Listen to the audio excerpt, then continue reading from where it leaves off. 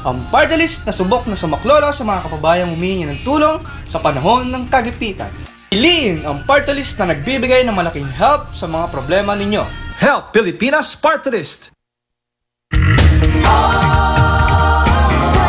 Puwersa ng Pilipinong Pandagat, Ato Ibay. Puwersa ng Pilipinong Pandagat, Ato Ibay. Puwersa ng Pilipinong Pandagat, Ato Nibay. Puwersa ng Pilipinong Pandagat, Ato Nibay.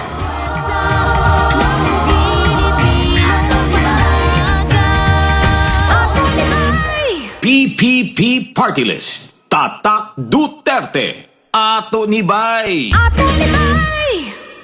So, bilang leaders, kailangan matuwid ang iyong paningin.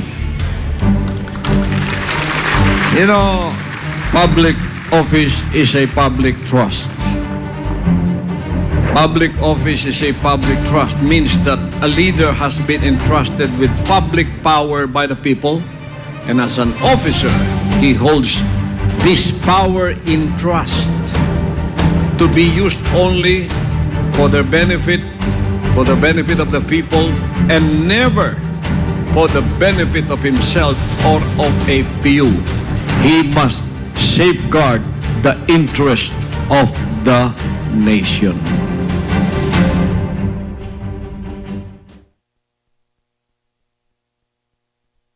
The views and opinions expressed by the program host do not necessarily state or reflect the official views and position of Sunshine Radio DZR 1026 Manila, Suarosug Media Corporation, and Sunshine Media Network International. Para sa Diyos at Pilipinas na ating mahal, kailangan yung tayuan yung prinsipyo. Kailangan nandudong ka lagi sa tama. Para ito sa mga tunay na lalaban para sa bayan. Pagkamali, banatan. Pero pag tama naman, palakpakan natin. Yan ang Banatero, walang inuurungan. Pag tama, palakpakan. Pag mali, ay babanatan. Yan ang Banateros, boses ng ordinaryong Pilipino. Banateros ay walang makakaawan.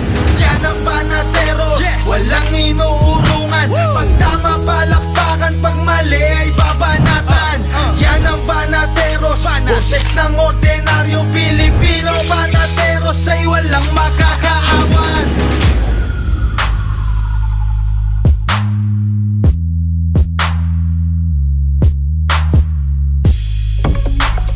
Magandang gabi Luzon, Visayas at Mindanao at Japan. Kayo ay nanunood sa Banateros dito lang sa SMNI. Ako po si Coach Oli. Ako naman po si Master Judea. At ako naman po, si Jay Guevara. At syempre ako naman po si Boss Dada. Magandang gabi sa lahat na nanonood, Banateros worldwide. Syempre yung mga nagfa-follow sa atin sa ating mga social media accounts. At syempre magandang gabi rin doon sa mga nanonood sa mga YouTube channels natin. Ayan, at syempre YouTube channels and social media platforms ng SMNI and DZAR News. Follow, subscribe nyo po yan mga partners. Ayun, kumusta? Araw ng Lunes, isang araw bago magpasko. Kumusta ang aking mga kapatid? At medyo na-miss natin yung magsumsum no? Kasi matagal natin hindi nagawa ito Pero kahit paano, kahit malayo tayo sa isa't isa, sa ganda ng teknolohiya, advance ng technology ngayon, ay nagkakaroon tayo ng pagkakataon na kahit paano, kahit wala tayo sa studio, mapagpatuloy ang ating Banateros live sa SMNI. Kamusta mga partners? Siyempre, serbisyo publiko yan. Ika nga. Jay Guevara, kamusta naman ang iyong Pasko? Malamig ba ang iyong Pasko? Malamig? Malamig ang Pasko at lalo't nandito ako ngayon sa Minnesota. Yun? Uy! Oo, malamig yan. Tingnan nyo, naka-jacket tayo at medyo fresh. Medyo minamalat ng konti kasi grabe yung sa sobrang mangha ko sa snow. Gaano kakapal ang snow dyan? Gaano kakapal ang snow dyan? Medyo makapal. Ang daming puno Hinahanap ko nga dito si Big Makapal.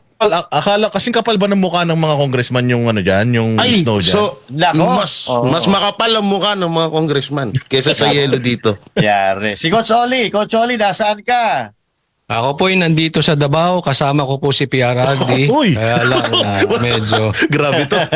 medyo Mas matindi nakainom yun, na. Oo, Coach kaya Oli, hindi- Ay, parang yung chimenea mo, punong-puno ng kahoy, hindi aapoy yan ha. ay, oo, siyempre. Walang alam mo sindi eh. Ako Baka naman, meron. nandito tayo sa LA ngayon. Oh. Wow! Hindi pa nag-snow Laurent dito. Polo? Legazpi Albay. Sabi, Sa LA. At tama naman, Legazpi Albay, LA, kaya pala. Speaking mga partner, yung makakapalang mukha, mukhang tinablan. Oo. Oy, Mukhang talaga. tinablan kasi medyo inatras yung pagpipirma nitoong budget ng fiscal year 2025, General Appropriation. Ano sa tingin nyo dito? Medyo may mali ba talaga dito o medyo nag-ingay ang taong Nako. bayan o ano? Mauna na ako. Sige. Mauna na ako banatan mo agad. magkokomento dyan. Mauna na ako Oo. magkokomento. Kasi naman, hindi ba, yung pambansang aso ng Pilipinas. Kamakailan lang meron siyang interview. At inamin niya sa kanyang interview na medyo nagdedelikado itong administrasyon na ito, na kung hindi nila mapapabagsak si Inday Sara ay hindi na niya matatapos ang kanyang termino ngayong yung hanggang 2028. Yun ang sinabi niya ha. Well, sa nakikita ko kasi ang purpose ni pambansang kanin na magsalita ng ganon dahil dun sa mga kumakalat daw, sa mga GCs, medyo matindi daw ang sentimento ngayon ng mga retired military personnel at saka mga retired police officials, PMAers, at talagang medyo may traction daw yung kanilang mga negative na sentiments ngayon. Alam naman natin, kamakailan lang nagkaroon ng open letter itong mga sinasabi nating mga retired PMAers na ito, requesting for the office of the president to veto yung budget ngayong 2025 dahil nga sa napakaraming mga insertions. So considering na ang sundalong kanin ay medyo nag-statement ng ganyan na ina-acknowledge niya yung traction at yung lakas ng kwentuhan, bulong-bulungan within the ranks of yung mga military personnel na mga retired, mukhang na rin, itong Malacanang, at least mukhang nakinig din. Kasi ibang influence ng mga ito, Coach Oli, Master Judea and Jay Guevara. Iba ang impluwensya ng mga ito. Sa totoo lang. Kasi akala siguro nito nila tambaluslos na porket binigyan nila ng allowance sa 150 hanggang 350 etong mga military personnel natin na dagdag allowance, akala siguro nila kaya na nilang bilhin yung dignidad ng mga military. Yes. So, ito yung nakikita ko na dahilan. Talagang yung panawagan ng mga military personnel, lalong-lalo na yung mga retired armies and retired generals, malakas na malakas. Kaya nakinig sila, Master. Okay. Alright, so magandang punto yan, Boss Dada, no? Pero ngayon, pakinggan muna natin yung opinion naman ni Coach Oli. Regarding alam mo, dito. sang-ayon ako kay Boss Dada. Totally 100% sang-ayon ako doon. Pero wag din natin kakalimutan yung isang banda. Dahil pwedeng itong mga ito ay nagpapadama para pwersahin. Naalala natin na itong mga dilaw, makakaliwa, NPA, itong mga na-flash sa inodoro, na mga naitsapwera, at yung mga drug lords, mga drug addicts, sila yung mga naitsapwera nung panahon ni PRRD. At ang ginagawa nila ngayon ay sila ay pumapasok na at nagkakampi-kampi, binaback-upan ang gobyerno ni Marcos, tapos dinidikdik si Marcos.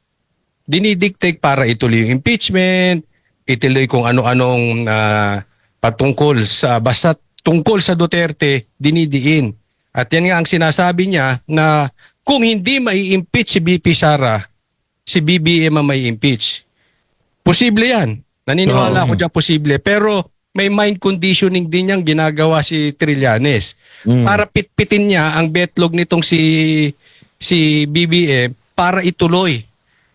Kasi dahil alam nila pag nakaupo ang Duterte, ang Dilaw, ang NPA, ang komunista, hindi dahil sa gaganti ang mga Duterte. Kung hindi, ayaw talaga ng taong bayan sa mga adik, komunista, NPA, rebelde, at saka yung mga na-flash na kulay, yung yellow-pink partners. Yan.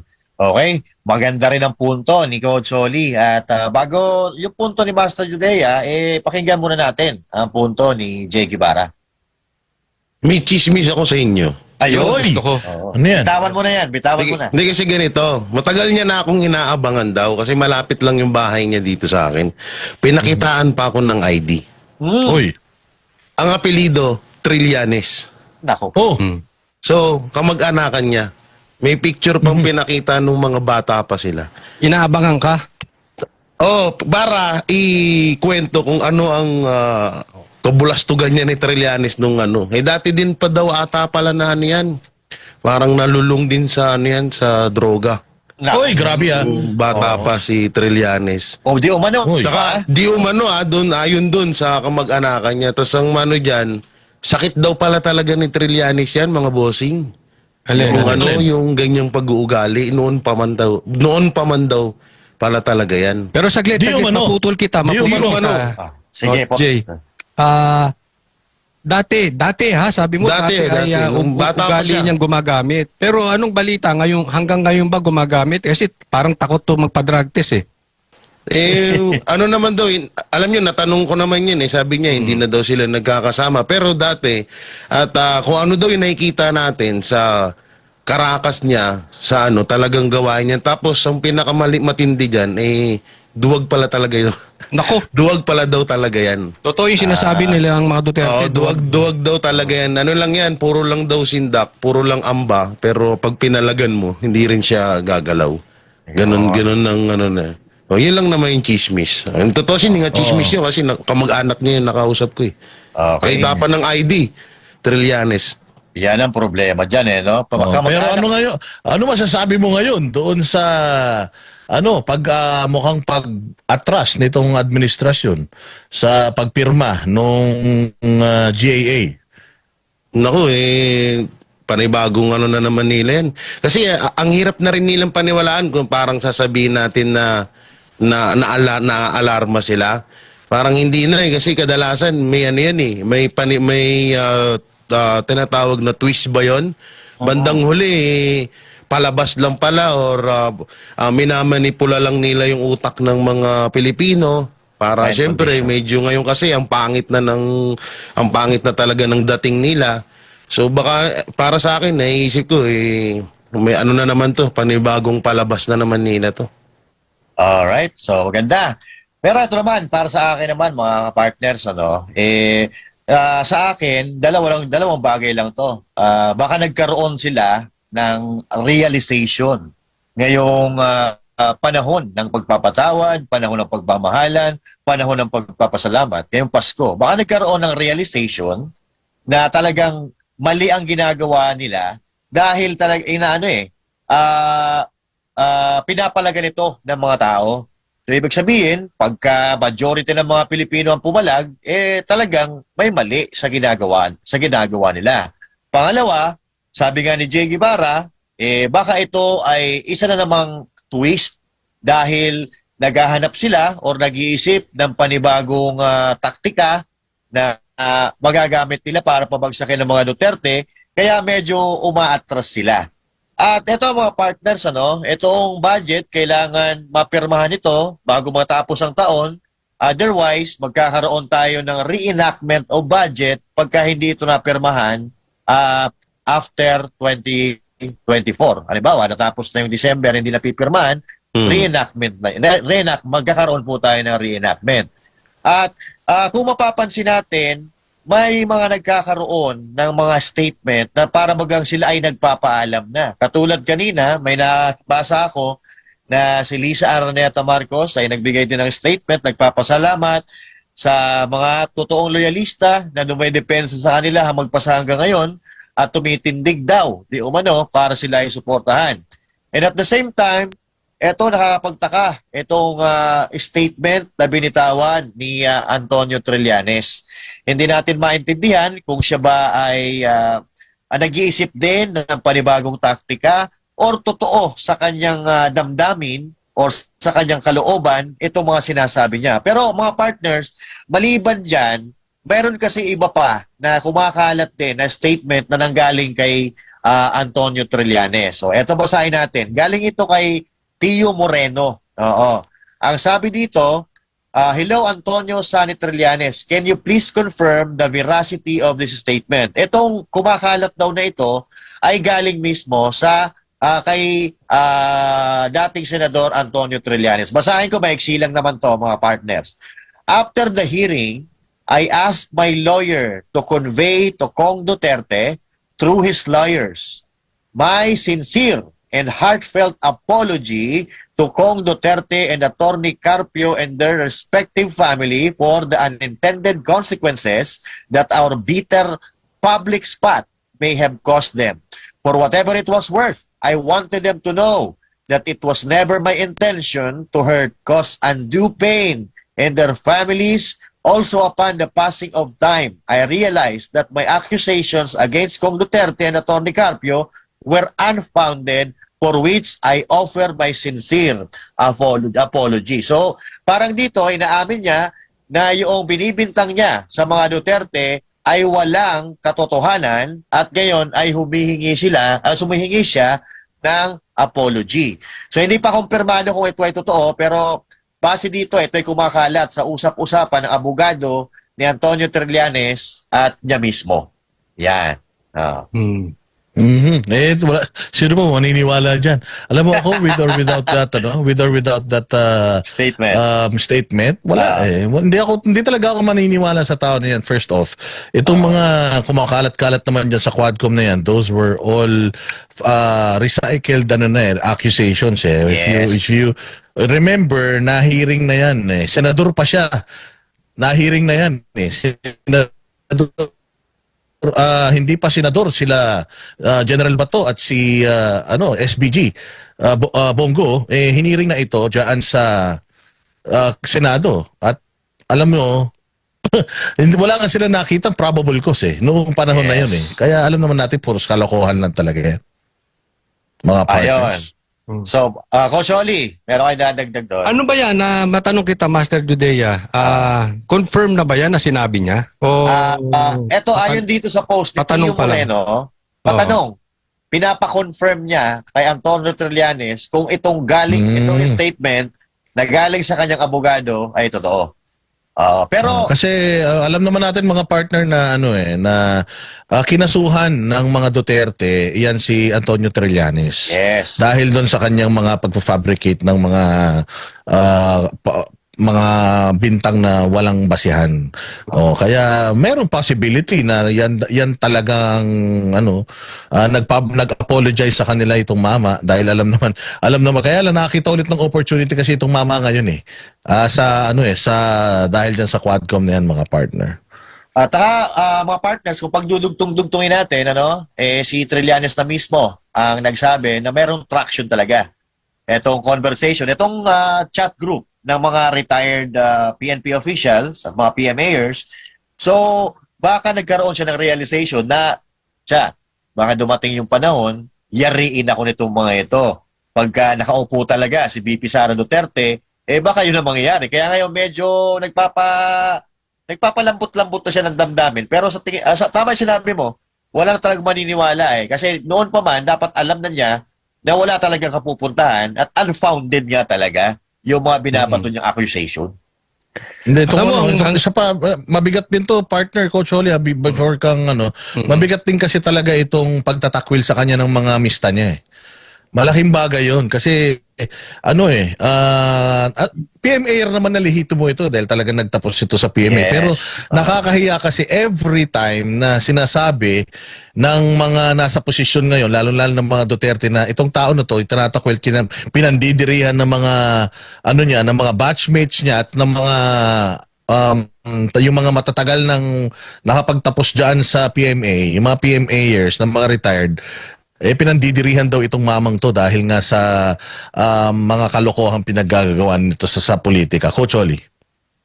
Yung may connection to sa sinabi ni Master Judea na possibly na-realize nila na mali yung word na mali yung budget, or eto rin kay Trillanes na mali yung kanyang mga sinabi. Alam mo, partly hindi ako naniniwala doon na na-realize nilang mali. Kasi in the first place, alam naman nila na yung mga pinagsasabi nila mali. Alam naman nila in the first place na yung budget na ginawa nila ay mali. Ang na-realize nila dito ay mali yung binangga nila. Yeah. Nakita na nila yung power Doon sila, ops, eto na. Teka muna, nagrereklamo na yung mga kabaro ni Trillanes. At kaya nga maling-mali yung ginawa dito ni Paduano. Kung meron talagang dapat sisihin dito, etong partido ng mga buhaya, si Paduano talaga. Kasi mali din yung binanggan niya at masyadong disrespectful kasi yung ginawa niya ay hindi lang sa isang general. Pag ginawa mo yun sa isang general ay talagang pagdidisrespecto doon sa buong hanay. Ngayon, nare-realize na nila, teka muna, sa impeachment walang pumipirma. Puro pledges. Doon sa budget, nag-aaklas ang taong bayan. So, ang mali nila na nare-realize, eto na. Lahat na lang itinapon natin kay Sara, and yet, mahal pa rin siya ng taong bayan. So, nagsisingkin na yung katotohanan sa kanila. So, mag-aano sila ngayon? Dahil, remember, lahat itong mga congressmen na ito ay re-electionist, including party list. So, takot silang mapadikit yung pangalan nila dito sa Quadcom. Unless talagang you are willing na itaya na ang buong political career mo para doon sa mga kasunduan nyo. Nako. That is a different story. Pero yung iba, hindi. Wala. Tinan mo. I mean, tanungin ko si Castro. Di ba? Ang sarap mong pagtawanan. Ikaw ang naging bunganga ang speaker nila sa paninira kay Duterte. And yet, ngayon, iniwan ka sa ere. Di ba? Bakit? Mga politiko yung kasama mo. Yung mga yan, political agenda nasa isip nila. Hindi naman sinong naniniwalang taong bayan niya ng kanilang mahal? I mean, loko-loko ka na lang kung maniwala ka dun. Correct. Coach Oli, Jay, baka may gusto kayo dugtong, ha? Yung kay Trillanes, ang abot naman dun sa di umano'y paghingi niya or parang natakot na siya. Parang hindi ako naniniwala doon kasi sa tagal-tagal ng ito, sorry sa words, pero sa tagal-tagal ng kupal ni Trillanes dito sa Pilipinas, parang di mo talaga makikitaan ng di mo makikitaan ng parang di mo maiisip na nag-ano ka na, nagising ka na sa katotohanan or nagbago ka na at na-realize mo na mali ka sa lahat ng pinaggagawa mo sa mga Duterte. Hindi ka paniwala no, pero yung isa namang yung isa namang dahilan diyan baka nga pinangakuan ng humahawak yan o ganito, alabanin mo mga Duterte, kami bahala sa iyo. Bandang huli di ba kinasuhan na siya, kakasuhan siya ng mga nila PRRD. Baka bandang huli, ginamit lang talaga siya tapos pinapapabayaan din naman pala siya sa ere. Lalanin nyo, wala na ring budget yan. Una-una, tumatakbo pa yan bilang mayor sa Caloocan, kung di ako nagkakamali. Yes. Talagang, kaya rin niya rin tinanggap yung ginagawa niya ngayon kasi, tsaka hindi naman lalakad ng nung parang wala siyang backer. Correct. Kasi kahit papano, isipin niya pa rin na andyan pa rin si VP Sara. Andyan pa rin ang mga Duterte, mga may pa rin. Hindi mo masasabing mahina or no?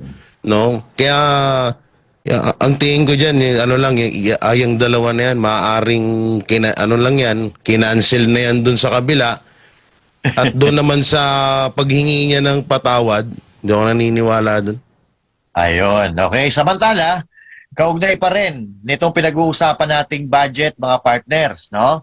Nanawagan ang dating palace official na i-veto ng Pangulong Marcos ang ilang bahagi ng 2025 national budget dahil sa ito ay tila may ibang paglalaanan. Narito ang balita ni Carlo Pilapenya. At alam po ninyo, yung ginawa nila sa national budget, talagang kitang-kita mo na tinanggalan nila yung mga masiselan, mga sensitibong departamento gaya ng Department of Education. Sa saligang batas, talagang dapat yan ang number 1 mo. Nabibigyan mo ng budget. Pero tinanggalan mo ilang bilyon. Laki.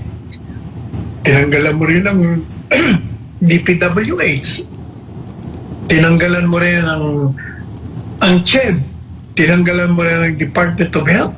Pati Department of Agriculture.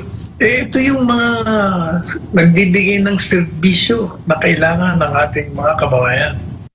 Yan ang reaksyon ni dating Chief Presidential Legal Counsel Attorney Salvador Panelos sa mainit na usapin ng 2025 National Budget. Matapos kasi ang naging pagpasa ng panukalang pondo para sa susunod na taon sa Bicameral Conference Committee, umani ito ng iba't ibang reaksyon kabilang na sa ilang senador. Kabilang kasi sa napuna ang pag-zero sa subsidy fund ng PhilHealth na malaking bagay para sa kababayan natin na walang sapat na pinansyal na pagpapagamot. Gayon din ang pagbabalik ng pondo ng AKAP na una namang hindi nabigyan ng pondo sa Senado. Dahil dyan, ang nakatakda ng ceremonial signing ng 2025 national budget nitong December 20 ay ipinagpaliban.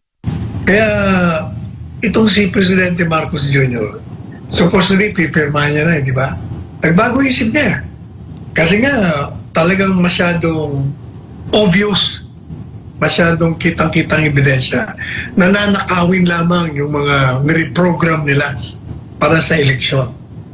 Kaya naman ito ang naging panawagan ni Panelo kay Marcos Jr. Kaya sana itong si Presidente Marcos Jr. ibito lahat yung portion na yun at ibalik sa Kongreso at baguhin na. Otherwise, pwede namang hindi niya pirmahan lahat yan, balik tayo sa original budget na karaan taon. Kung si Panelo naman ang tatanungin, ang nais nito ay maibalik ang pondo ng PhilHealth at dagdagan pa ito. Sa ngayon patuloy pang pinag-aaralan ng palasyo ang panukalang pondo sa susunod na taon. Para sa Diyos at sa Pilipinas kong mahal, Carlo de la Peña, SM9 News. Boss Dada, unahan mo na. Hindi, kasi talagang itong national budget na pinirmahan nila, sobra talaga to. Brutal ito eh.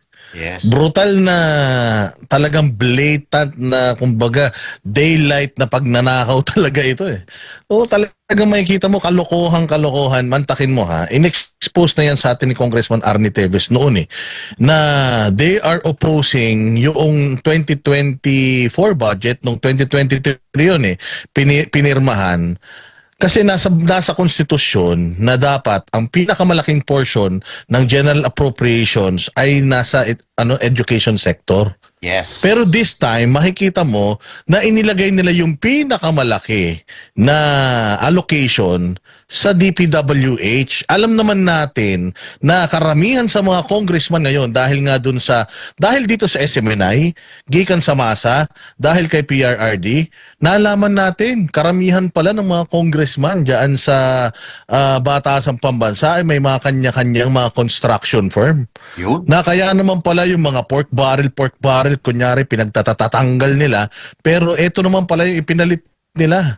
Ito, nagkanya-kanya sila ng mga negosyo, may mga negosyo sila ng mga construction firms, tapos ito, inilagay yung mga budget saan? Doon sa ahensya ng gobyerno na nagbibigay, na nakikipag deal sa kanilang mga infrastructure projects di umano. Pero ang nakakainis kasi dito, mga bossing, tinaasan nila, ito talaga kasi ginagawa nilang tanga-tao eh. Tinaasan mo yung budget natin sa DPWH, pero napakarami ng mga projects na approved nung panahon ni PRRD ang nasa listahan na ng mga misappropriated projects. Meaning, yung mga infrastructure build projects ni PRD, ito yung mga tinanggal na nila sa kanilang listahan. So wala tayong infrastructure projects itong darating na 2025, tapos ang laki ng budget ng DPWH. Tapos malalaman mo, pag tiningnan mo yung DPWH, ang majority ng projects nila for 2025, flood control pa din, mga bossing, at saka multi-purpose hall. Hindi ba? ang laki talaga ng ginap ng budget ng DPWH para lang dito sa flood control system at saka itong multipurpose hall. Meron ba tayong bagong highway? Meron bang mga bagong tulay, bagong mga connectors, meron bang mga bagong mga pinagagawang construction marvel at least man lang dito sa Pilipinas na talaga namang masasabi natin na kakaiba ngayong panahon natin, ngayong henerasyon natin? Wala naman. So bakit ang laki-laki ng budget sa DPWH? And 2 consecutive budgets na mas malaki ang DPWH kaysa sa mga partners kaysa sa Department of Education or sa education sector. Sobrang maling-mali po. Yung nakakapagtaka lang din kasi dito, Master Judea, mga partners. Bakit din pinapayagan ng mga senador natin ito? Supposedly, check and balances, Congress, ang Senate, ang maglilinis nung nakikita nilang mga hindi magandang ginagawa, yung hindi magandang mga insertions ng Congress Kaya lang ang lumalabas, pinaghahatian na kasi nila Yes. Oo, pinaghahatian na nila yung pinagpaparti-partihan na nila itong mga proyekto na ito, itong mga AICS at kung ano-ano pa. Well, napakabuti rin talaga Nalalaman natin lahat ng ito, mga bossing. Alam nyo kung saan? SMNI. Kung wala ang SMNI, yung mga magagaling na mga host ng SMNI, mga guests ng SMNI, kung makikinig lang tayo sa mainstream media na makikita mo puros halos lahat pabor sa gobyerno yung kanilang pagbabalita. Wala na. Hindi na natin malalaman ito. Itong mga ganitong klase ng mga bagay-bagay. Tama. Kaya napakalaking napakalaking bagay talaga na merong SMNI na naglalahad, nagbabalita ng kung ano yung mga iniiwasang ibalita ng mainstream media, mga partners. Correct ka dyan, no? Correct ka dyan, Boss Dada, no? At katunayan doon sa sinasabi mo, yung pagkakaroon ng budget na 6 billion ng Senado pagdating dito sa mga ayu-ayuda. So parang yun, gina-justify doon yung sinasabi mo na nagpa-party-party na sila, no? Okay, so Coach Oli, ikaw muna. Ako naman, ang tinitingnan ko dito is yung kabilang side. Kasi alam nyo itong nangyayari ngayon, ito ay parang kung lulusot, ay lulusot. Yan po ang tawag namin dyan. Nakita lang nila na hindi lumulusot Alam naman, again, alam nilang mali yan. Kaya hindi ako partly naniniwala sinabi ni Atty. Sal dahil alam nila yan Alam nila pagkukunan niya ng nakaw, etc. No? Pero, trinay nilang ilusot. Hindi lumusot. Kaya nga ito ay panawagan sa ating mga kababayan. Ngayong eleksyon, parating ang eleksyon, ito ang pinakamalakas na sigaw natin. Nakikinig po sila sa inyo.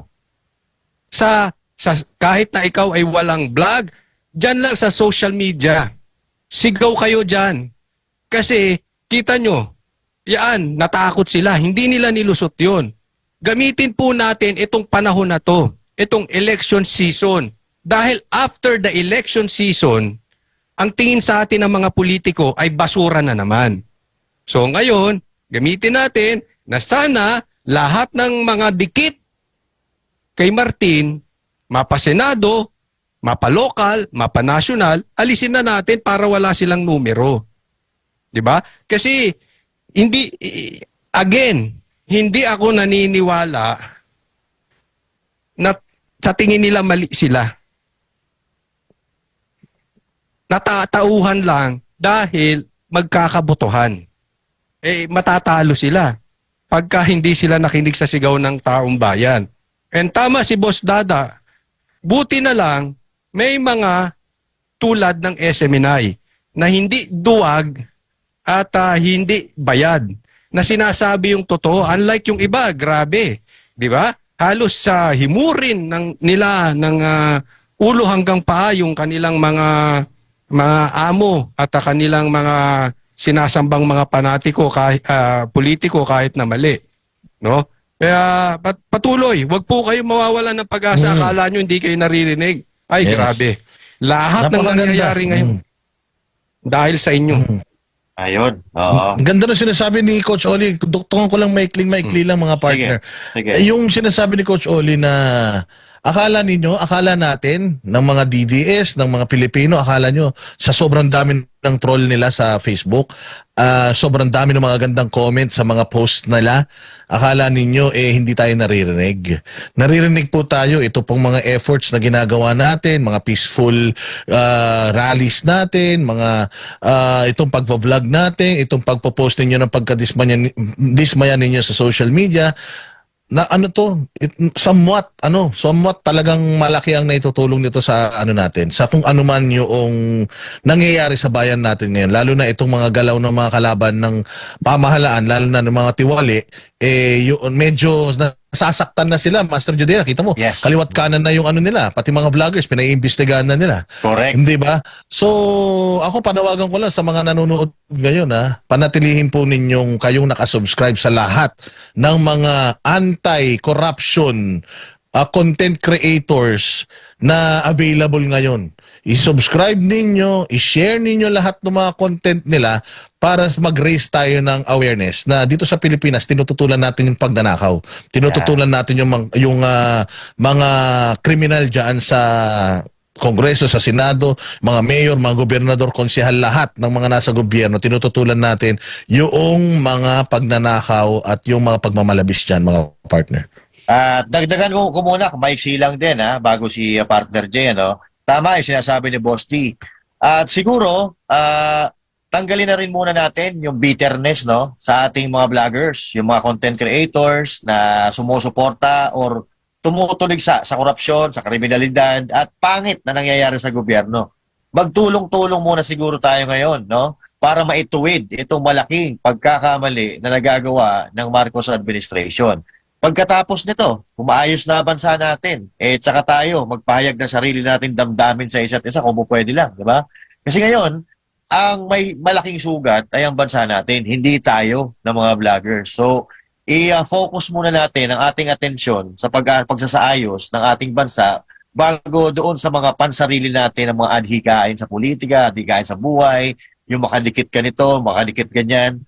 Tulungan muna natin ang naghihingalo nating bansa para naman kahit papaano makaranas naman tayo ng simoy ng hangin, katulad ng simoy ng hangin na linalanghap ng mga karating bansa natin dito sa Southeast Asia na talaga namang milya-milya na ang agwat sa ating bansa sa pagdating sa ekonomiya at pagdating sa kaginhawaan. Talagang talo na tayo. Yun lang naman sa akin. Partner Jay, ikaw na. Kasing ganda, kasing fresh ng simoy ng hangin dito sa Minnesota. Yan. Ako doon, pabor ako doon sa tama yung sinabi ni Coach Oli, At sa lahat naman, pabor ako doon sa mga komento niyo, yung lalong-lalo na yung pagtapos ng botohan na isa na tayong basura sa mga politiko. Ngayon, ang gawin natin, sila naman yung gawin nating basura. Hindi ko nila lahat pero yung mga naihalal na natin na wala naman tayong napakinabangan, wala namang nagawang maganda dito sa bayan natin, gawin nating basura ngayon. Darating na eleksyon 2028 at sa darating pang eleksyon sa 2025 at 2028. Sila naman yung baliktarin natin. Dahil ni minsan wala naman tayong napakinabangan sa kanila Kaya nga yung sinabi ni Coach Oli kanina na pagtapos ang boto, basura na tayo sa mga yan. Puro ayuda dito, ayuda doon. Anong magandang impact nun sa bansa natin? Tingnan nyo. Para tayong parang tinotolerate ng gobyerno na maging tamad lahat ng Pilipino. Kung patuloy ayuda sa mga ganyan. Ayaw nilang paglaanan ng mga pangmatagalang trabaho, yung mga iba nating mga kababayan dito sa Pilipinas. Hindi, puro ayuda ang ibinibigay nila. Tsaka ito, speaking of nakawan, alam nyo, yung technique na ginawa ngayon, kunwari, tinanggal nila yun sa mga yung sa Congress, di ba? Tapos sa gulat tayo, mga contractor din pala yung iba dyan. Mga may Alam nyo, nangyari na dati nung panahon ni Ramos yan 'di ba? Na binentahan tayo ng mga sa kuryente, yung nawala sa isip ko tong makina na to. Ano doon? Yung Electric chair. electric chair. yung ano, yung Dapat kailangan natin ng marami niyan, Jay. Generator. Di ba? Akala ko, electric chair, kailangan natin marami niyan. Ang dami Hindi, sa magnanakaw ano, rito. pag nakaupo na sila si VP Sara bilang presidente, gamitin natin. Dahil yan dapat ng marami. Kasi maraming kukuryentehin tayo mga magnanakaw ng mga politiko. Yun, yung generator. Yan. Diba? Nung panahon ni Ramos, diba? Palaging brand out. Palaging nagba-brand out. Yung pala ginagawa lang yun para mapalawak at mapaano nila yung ano nila. Yung Marketing strategy, ha? Oo. Diba nangyari yan? Pero ako dyan. Ano yun? Magbibili ko ng electric car na merong electric chair. Bibigay ko sa kanila ng libre. Sa mga mga congressman, sa mga politikong corrupt. Pagtanggap nila, diretso na yun. No? Pagtanggap nila, yan. Diyan na silya elektrika mo. Kasi ganun lang naman talaga Ganun lang yung gawain ng mga politiko dyan Kunwari, may tatanggal, hindi sila pabor sa ganito. Tapos, hindi natin alam. Kaya nga yung pagtutol parang pagbago ng isip ni Marcos dyan sa budget na yan. Baka mamaya may binubulag lang tayo dyan Tapos may ninanakaw na naman pala sila dun sa kabila. Diba? Kaya wag tayo magpakasiguro dyan. May mga... Wala na kasi talaga akong tiwala sa gobyerno Masyado ng masyado ng kasikang gobyerno ngayon. Ang ganda na ito sinasabi ni Jay, Master Judea. Kasi even though maganda naman itong nangyari na yung budget ay hindi pa muna pinirmahan, mukhang may i-veto, mukhang nakikinig, parang ganun yung lumalabas Even though maganda naman sana yun na hindi napirmahan yung General Appropriations Act for 2025, dahil nga wala ng tiwala tao, kahit may gawin silang maayos, kahit may gawin silang matino, Coach Oli, di ba? Kahit may gawin silang matino sa bayan natin, parang alam mong front lang yun, alam mo na may mas gagawin silang mas masama. Kuha mo? Yun hindi ko talaga maintindihan bakit natutuwa sila sa ganung image, mga partner. Ito, dagdag ko lang, maiksiyan lang, no? Sige. Kasi ito may nahuling, may nasabat na naman na droga. Kunito nilada ng droga. Alam, yan yung sinasabi natin. May checkpoint ba, Coach? Grabe, no? Hindi. Grabe, wala. Malaki na naman daw. At ang sabi nila, walang patay. Walang paniniwala doon. Alam mo kung bakit? Until magpa-drug test si Marcos, hindi maniniwala kahit ubusin nyo ang droga. Kasi sa Pilipinas, according sa inyo, yung mga taong bayan na nasa, halimbawa, ito na lang, di ba, lagi na ikakwento sa atin ni Jay, o doon sa lugar nila, di ba? Kasi sa Minnesota. yung mga nasa ground, alam sa nila, Minnesota. marami. Di ba? Tapos, ang presidente mo, takot sa drug test. Tama. Yung Quadcom, umurong sa drug test. Yung speaker, wala. Di ba? Samantalang si Pulong nagpa-drug test agad yung pinagbibintangan. Yes. Oy, Coach Oli, si Mix Morales nagpa-drug test, ha? May resulta ba? Wala resulta. Alam ko ang resulta. Parang nawala, naman, hindi na yung resulta no? Kayo naman mga partners, no? Nagpa-drug test na nga, maghahanap pa kayo ng resulta. Hayaan yun. Mga tinatago lang. Sige, Coach Oli, baka may dadagdag ka ba, Coach Oli? Hindi, ano lang naman, again, agree ako sa sinabi ni Boss Dada na kahit isang magandang bagay ilagay mo sa lapag nila, alam mo mabababoy Yes. Pero isang pangit, ilagay mo sa lapag ni PRRD, hindi sa pagiging panatiko alam mo pagagandahin niya Yan. Di ba? Kasi point. yung agenda, yung agenda nung mama, yun yung magpapaganda hindi yung... At saka, Coach Oli, tingnan mo nung panahon, Coach Oli, ni PRRD, siya ang nire-review niya ng kusa yung mga yung general appropriations. Siya mismo on his own, nakikita niya yung mga kapalpakan, nakikita niya yung mga insertions. Kaya masama, etong administrasyon ngayon, kailangan mo pang sabihan. Kailangan mo pang sabihan, uy, mali ito, mali yan, bago sila magdidesisyon na ganun. Kung makikita mo, pinagtatanggol pa nga ni Presidente nung nakaraan yung zero budget ng PhilHealth. Saan ka makakita ng zero budget ang PhilHealth? Tapos sasabihin niya na mas pagagandahin niya yung serbisyo ng PhilHealth. Saan ka makakita ng ganun? Itong military natin, Palpak ang binawasan din nila yung budget ng military tapos sasabihin mo na mas gagawin ko kayong modern. Pero binawasan. Harap-harapan na kahayupan, hindi ba? So out of touch talaga itong presidente. Hindi katulad ni PRRD noon na talagang siya mismo ang nakakakita ng mga irregularities at ini-strike out niya yun from yung sabi nga ni nakwento nga yan ni Senator Bongo sa atin yan daw, pag nagdala ka daw ng papel kay PRD, may hawak daw yun na marker. Kung gaano kakapal yung papel, babasahin daw niya isa-isa yun. Sabi nga ni PRD, probably yan yung naging sumpa ng pagiging isang abogado ko kasi hindi ako sigurista. Naging sigurista ako dahil naging abogado ako. Binabasa daw niya talaga lahat yun. Sa ating mga tamad, pag binigyan mo tayo ng ganung kapapel na kapal, pirma ka na lang, pirma nun. Pirma na yan, lusot na yan kaagad, di ba? Pwede ba akong may dadagdag lang ako? Go ahead. Sige, balata mo. Tsaka ito kay PRRD natin nalaman yung pera ng bansa natin. Kasi dati napag-uusapan lang, milyon-milyon lang eh. Kay PRRD natin nalaman na umaabot ng trilyon at billion yung pera ng Pilipinas. Doon natin, kay PRRD lang natin nalaman yun. Kasi nung mga panahon nila ng ibang mga presidente, lagi na pag-uusapan sa budget yung milyon-milyon lang. Pero ngayon, billion, may pondo na ganito, billion. Actually, diba? ang budget natin, partner, trillion. Oo, diba? Trillion ng budget natin. At mas mataas mas mataas ng 1 point something trillion yung budget natin. Compare last year. Oo.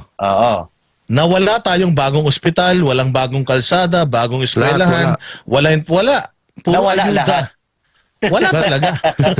At doon naman sa kanina, coach, yung sinabi mo na may nahuli, may nakuha na naman sila na malakihang drug vault ba tatawag doon? Ang tanong, asan na yung alitagtag? Yun. Baka mamaya kasi kasi hindi nyo na sa amin pinapakita, baka yung nahuli na yan ngayon, baka yan na yun baka tumakbo yung nasa alitagtag, napunta na naman dyan. But anyway, eto na, para sa akin naman, naalala nyo yung 1 trillion daw na nililikom nila na impeachment funds para patalsikin si VP Sara Duterte. Ang lalakas ng loob nila na magwaldas ng pera ng taong bayan, kasama pa dito ang pagpapa-impeach sa Vice Presidente na hindi naman sila binoto ng taong bayan para mag-impeach ng kahit na sino na mga kritiko nila. So pero dito sa ginagawa nilang to, malinaw na malinaw, itong budget ng 2025 ay gagamitin lang talaga ito sa eleksyon. Kasi nataon hindi naman po pwedeng nataon lang na mag-eleksyon tapos ganito ang ginagawa nila. So ibig sabihin dito, talagang meron silang balak dito para sa darating na eleksyon. At maliban pa yan, yung 1 trillion daw na impeachment fund na sinasabi ni Amy Marcos na isa ring manggagamit, ginamit din si VP Inday Sara. Pero ang kagandahan dito, nandito naman tayo, magbabantay tayo at titingnan natin kung ano magiging finality ng budget sa 2025 at talaga tayo, hindi tayo titigil, hindi tayo tatahimik pag may nakikita tayo na kamalian kahit ipinagpaliban pa yan ni Presidente Marcos, kung ganun pa rin, may mali pa rin, ay talagang yung taong bayan ay hindi pa rin titigil. Pinagpaliban lang, tapos pipirmahan din. Wala pinalamig lang, di ba? Pinalamig lang yung ulo ng mga tao, tapos ganun din. Wala mangyayari doon. Kaya tayo, mananatili tayo na mapagbatsyag para naman kahit papaano ay magkaroon ng magandang saysay itong pagpapaliban niya sa pagpirma na maibito niya yung ibang mga pinaglaanan ng mga pera natin. At ito ang nakakatawa dito mga partners, yung mga ahensya na kailangan o makakatulong sa ating mga kababayan sa kasalukuyan yun ang tinapisan. Department of Transportation, matindi traffic. Department of Health, marami nangangailangan ng tulong medikal. PhilHealth, Department of Education, tapos Department of Agriculture. Yun yung mga tinapisan nila at kasama pa rin yung AFP na kailangan natin ngayon kasi naghahari na naman yung mga komunista, partner. Diba? Yan. Totoo yan. Alam ko, napakarami pa natin gustong pag-usapan tungkol dyan. Pero mag-break po muna tayo. Magbabalik po ang Banateros sa SMNI. Yup. Ng Banateros, walang inuurungan. Pag tama palakpakan, pag mali ay babanatan. Yan ang Banateros, boses ng ordinaryong Pilipino. Banateros ay walang makakaawan.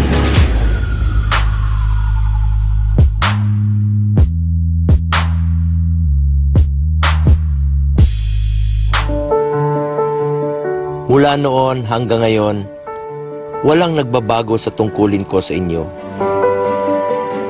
Gaano man kalayo, anumang oras o timpla ng panahon, sisikapin kong marating kayo para magserbisyo. At para sa oras ng pagdadalamhati,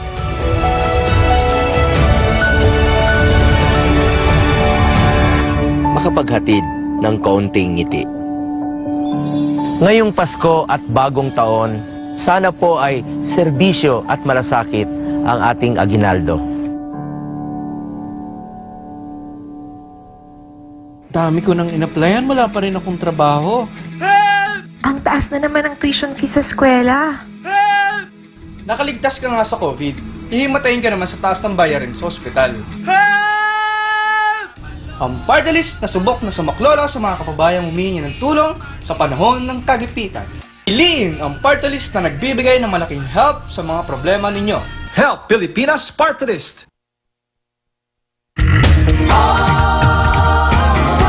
Puwersa ng Pilipinong Pandagat, Ato Nibay. Puwersa ng Pilipinong Pandagat, Ato Nibay. Puwersa ng Pilipinong Pandagat, Ato Nibay. Puwersa ng Pilipinong Pandagat, Ato Nibay.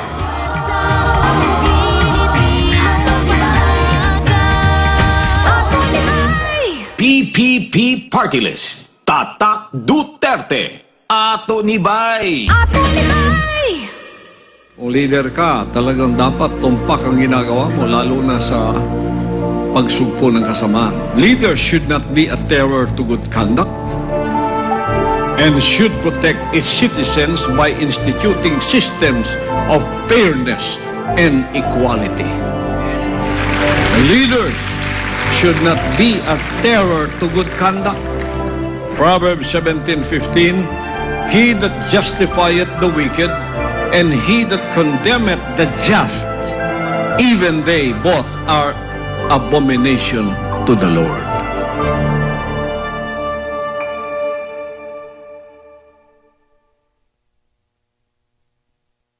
Yan ang Banateros, walang inuurungan. Pag tama palakpakan, pag mali ay babanatan. Yan ang Banateros, boses ng ordinaryong Pilipino. Banateros ay walang makakaawan.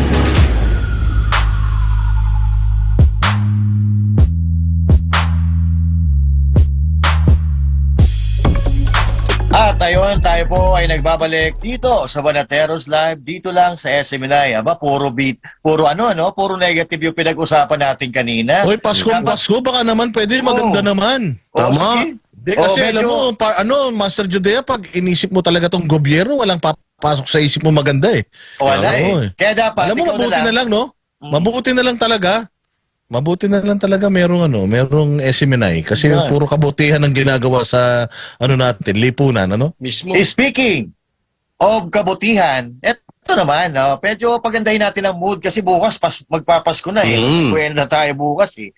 Eto, dahil ang volunteers ng Sunshine Philippines Movement muling nagkaisa upang suportahan ang pamahalaang lungsod ng Davao sa pamamagitan ng isinagawang Cleanliness Drive sa Barangay Talomo. Ang detalye mula kay Jane Domingo. Ang nakikita nyo sa aking likuran ay bahagi ng Talomo District at nandito tayo, hindi bilang residente kundi kaakibat ng pamahalang lungsod sa pagpapanatili ng kalinisan at kaayusan at upang dinggin ang inisyatibo ng ating pinakamamahal na pastor na maipanumbalik ang kapaligiran sa dating ganda nito.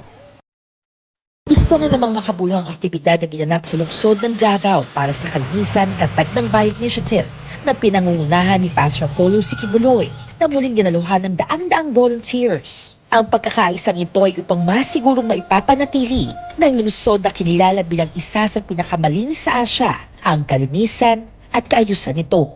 Matatandaan na isa sa mga pangangaral ni Pastor Apollo na ang kalinisan ay hindi next to godliness, bagkus cleanliness is godliness, na kanyang naibahagi hindi lamang sa Kingdom of Jesus Christ compound sa Davao City, kundi sa bawat panig ng mundo, at ang epekto nito ay hindi lamang makikita sa kapaligiran, kundi sumisimbolo din sa pagbabago ng puso at spirito ng milyong-milyong individual.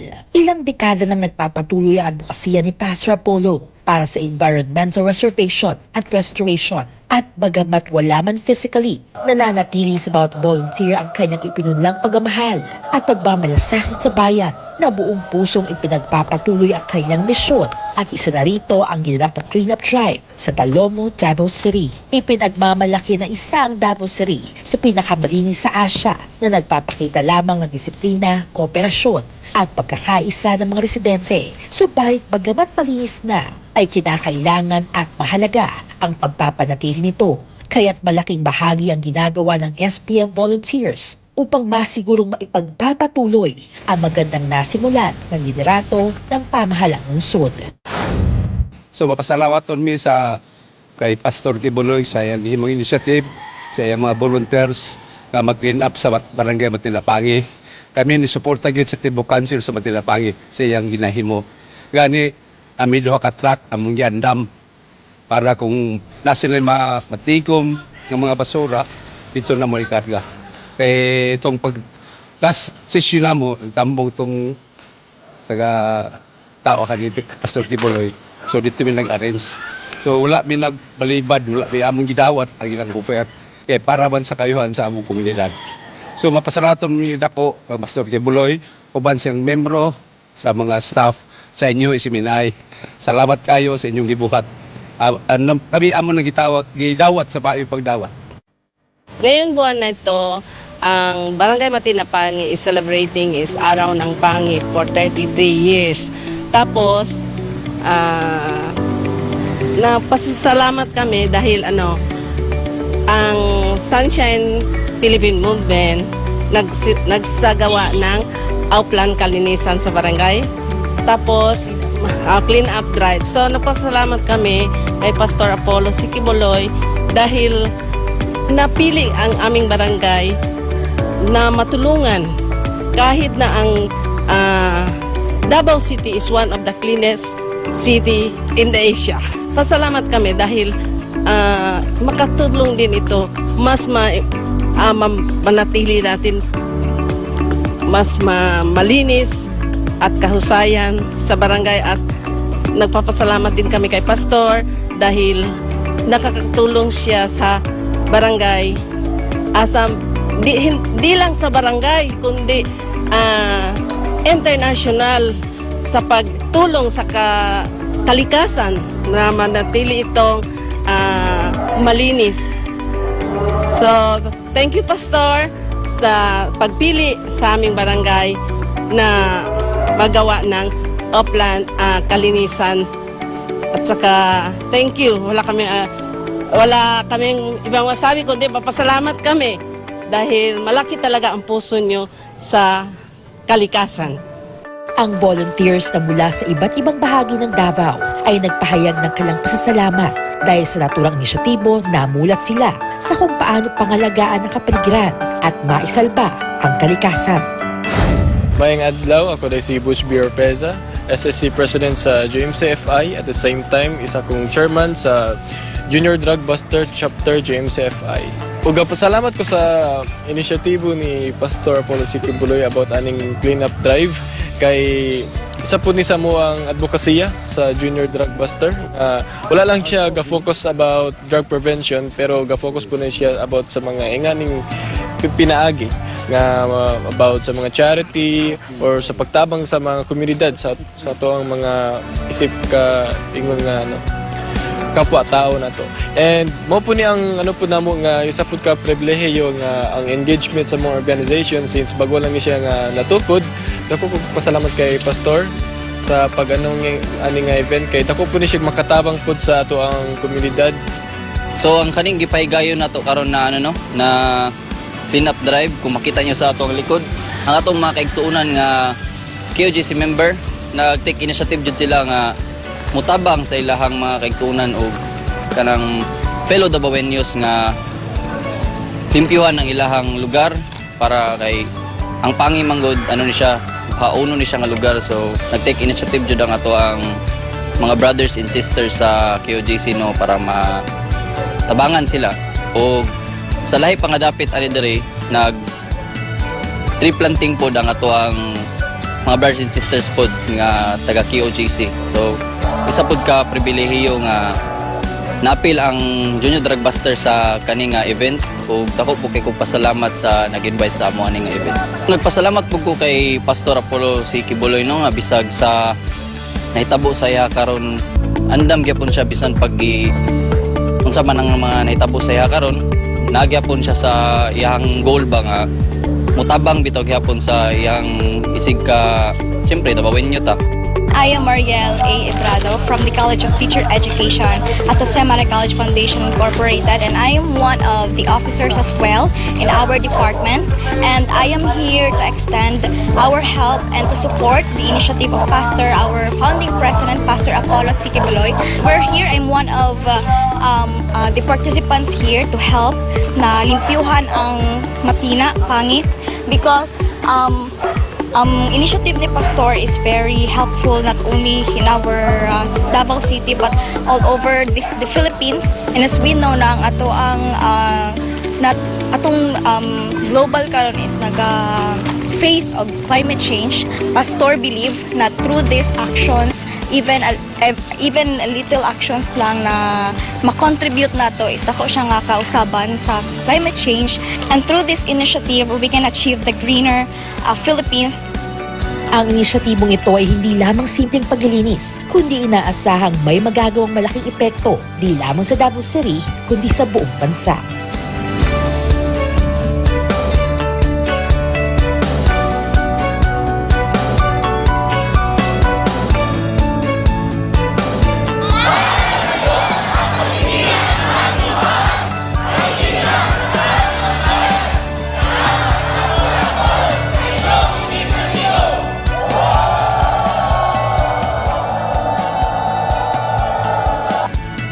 Ang pagkakaroon ng titulo bilang isa sa pinakamalinis sa lungsod sa Asia ay hindi madali. Pero kung may pagkakaisa, mangunguna at pagmamalasakit sa bayan tulad ng ipinamamalas ng ating pinakamamahal na Pastor Apollo C. Kibuloy at ng libo-libong volunteers na naniniwala sa kanyang inisyatibo, posible ang paglago at pagbabago. Yan ang pinakahuling ulat mula rito sa Talomo, Davao City. Ako si Jean Domingo para sa Diyos at sa Pilipinas kong mahal. Alright, so napakaganda nito mga partner. Ako na muna, umpisa ako na muna, no? Dahil lagi po tayo napapasama dyan sa mga clean-up drive na yan, sa tree planting. So, napapansin natin na parami ng parami ang ating naaakay sa inisyatibong ito ni Pastor. Marami ang natutuwa at siyempre, marami nang sumasama ngayon. Nakikita natin yan tuwing tayo sumasama doon sa mga yung mga volunteers, hindi talaga walang mapagsidlan yung kanilang tuwa. Alam nyo dito sa Pilipinas mga partners, napakarami ng mga tao na mapagmahal sa kalikasan o yung mga tinatawag nating nature lovers. Nawawalan lang sila ng gana na maglinis o mga laga sa ating kalikasan kasi wala namang sumusuporta. Until dumating itong inisyatibo ni Pastor Apollo Kibuloy. At dito, nagkaroon ng pag-asa. Nabigyan tayo ng pag-asa. Tulad dati na tayo mapagmahal sa kalikasan, nabigyan ng pag-asa na magkakaroon ng katuparan. Yung gusto natin mangyari sa ating kalikasan, sa ating kabundukan, at kalinisan para sa ating bansang Pilipinas. Kasi napaka-importante po nitong ginagawa ni Pastor Apollo C. Kibuloy sa ating bansa, lalo-lalo na sa pagkasira ng ating mundo dulot nitong climate change. So ito ang talagang pangmatagalan na solusyon para dito sa phenomenon na ito. At ako mga partners, kung ipagpapatuloy ito ni Pastor Apollo C. Kibuloy, itong inisyatibo na ito, ako ay patuloy na sasama at magiging bahagi tayo ng solusyon. Dahil dito, hindi lang natin napapangalagaan ang kalikasan, napapangalagaan din natin ang kaligtasan ng ating mga kababayan. At napapangalagaan din natin yung mga kagamitan na pinaghirapan nila. Kasi sa tuwing bumabaha, ako, partner, galing din ako sa lugar na binaha, no? Na binabaha, nasasayang dito yung mga pinaghirapan natin, yung mga appliances, yung mga furnitures and all that na pinagsisikapan natin mabili, pag nalubog sa baha, hindi na po natin mapapakinabangan yon. So, sa pamamagitan nito kahit papaano, napakasimple, pero ito, yung tunay na talagang pangmatagalang solusyon sa climate change na ginagawa ni Pastor. Tayo ay makikiisa at tayo ay patuloy na susuporta dahil tayo ay nagmamahal sa ating kalikasan, nagmamahal sa ating bansa. Yun lang po para sa akin.